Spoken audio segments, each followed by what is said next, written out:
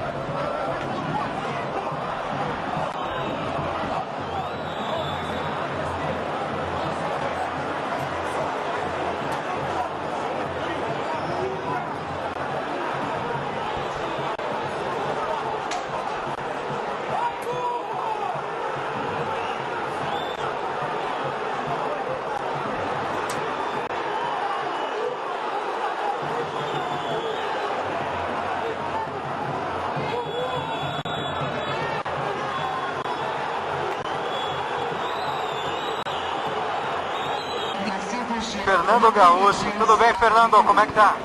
Bem, um abraço, bastante frio aqui, mas estamos aí torcendo para que a equipe do Brugge consiga fazer um bom resultado. Qual que é a sensação de ver o jogo de fora, Fernando? É mais difícil? É difícil, infelizmente, de fora desse jogo, mas estamos aí torcendo aí para que a equipe possa vencer, mas é muito mais que aqui fora, viu? A gente procura trabalhar justamente para estar lá dentro. O que você achou do primeiro tempo do Guarani, Fernando? O que faltou para o time nesse primeiro tempo? Tá difícil, a equipe dele está praticamente todo no campo defensivo.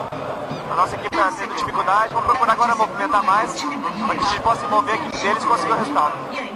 Dá para ganhar? Com certeza, sempre pensando positivo.